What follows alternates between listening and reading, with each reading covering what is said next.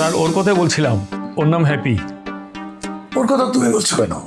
ওর কথা ওকে বলতে দাও। হ্যাঁ বলো।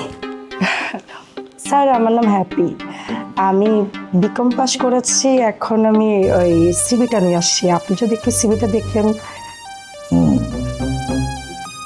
স্যার আমাদের কিছু স্মার্ট মেয়ে দরকার। ক্লায়েন্ট লিন্সের সুন্দরী স্মার্ট মেয়ে না হলে ভালো করতে পারে না। তাছাড়া সুন্দর করে কথাও বলতে হয়, তো হ্যাপি খুব সুন্দর করে কথা বলতে পারে। তা হ্যাপি যে সুন্দর করে কথা বলতে পারে, তুমি সেটা কেমন করে জানলে? তুমি করে ইন্টারভিউ নিয়েছো? তা তোমার পূর্ব পরিচিত কোটা? না না স্যার, আমি ওনাকে আগে কখনো দেখি নাই, চিন্তা মনে হয় এখানে এসে চিনছি। স্যার আপনি বললে ওকে নিয়ে নিতে পারি। সেলসে আমাদের আরও 5 জন ছেলে মেয়ে দরকার। শোনো, আমি তো সরাসরি নিতে পারি না, তুমি বরঞ্চ কাজ করো, লুবনার সাথে কথা বলো। লুবনার যদি কোনো আপত্তি না থাকে তাহলে আমার কোনো আপত্তি নেই। স্যার আমি আসতে পারি? অবশ্যই আসতে পারো। শোনো, ইচ্ছে করলে তুমি পরে দেখা করতে পারো। ঠিক আছে স্যার, তাহলে আসি। হ্যাঁ স্যার আমি আসছি তাহলে স্যার। হ্যাঁ চলো।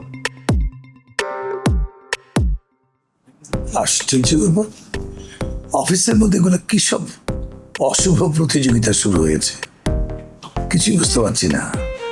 একজনের বিরুদ্ধে আরেকজন বলছে। আসসালামু আলাইকুম আঙ্কেল। ওয়ালাইকুম সালাম। আপনার লগে জরুরি কথা আছে। তোমার লোকে কোনো কথা নাই কা? 6 মাস ধরে তুমি বাসের ভাড়া দিতেছ না। ভাড়া না দিয়া কোনো ভদ্রলোক থাকেনি?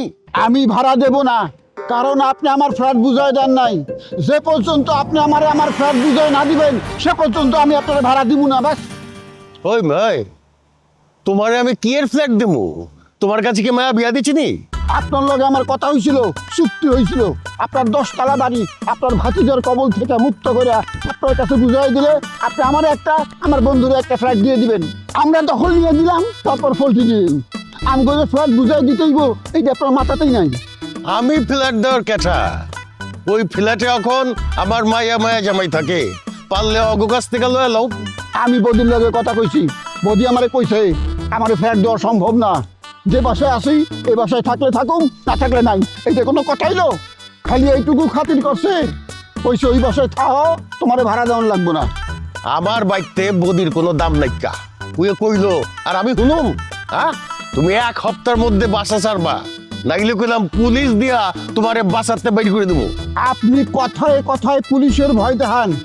থানার ওসি সাহেব কি আপনার ভাগনা লাগে? হ্যাঁ, আপনি আমার বউরেও মামলার ভয় দেখাইছেন। তোমার বোর নামে তো আমি মামলা করবই, ওর নামে অস্ত্র মামলা হইব। উই আমারে গুলি করার হুমকি দিচ্ছে। আঙ্কেল বাড়াবাড়ি কিন্তু বেশি করতেছেন। আমার বউয়ের নামে যদি কোনো মামলা করেন আপনার আমি এমন পেছে ফেলামু আপনি সমাজে মুখ দেখাইতে পারবেন না। কোকা, আমার সামনেতে যাও তো বাবা, যাও। এতদিন মায়ার বিয়ে হয় নাই দেখা মায়ার ডরে তোমগো আমি কিছু কই নাই। এই তোমগো মতো বদমাইশ রে আমি কিচ্ছু কই নাই এতদিন। মাগার মায়ার বিয়ে হয়ে গেছে গা, তখন আমি আর তোমগো ডরাই না। তোমরা এখন ফুটো হেনতে। আমি বৌদির কাছে যাইতেছি, পুরা ঘটনা জানামু। ওই যদি ফয়সালা করে তাহলে আমি কোনো সংঘাতে যাবো না, নো ফাইটিং। আর যদি আমার লগে টাফালিং করে তাহলে কিন্তু আমার অ্যাকশন শুরু হয়ে যাইব, তখন বুঝবেন ঠেলা। বেশি বাড়াবাড়ি কইও না খোকা, বেশি বাড়াবাড়ি করলে কলাম ফুলমতির লগে তোমারেও জেলে পাঠাই দিমু।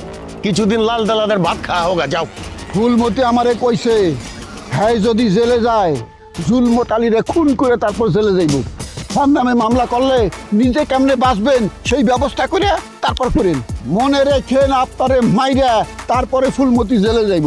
খোকা, বদি আমার কাছের লোক ছিল, মাগার আমি দেখলাম স্বার্থের লেগা সবতে পর হয়ে জায়গা।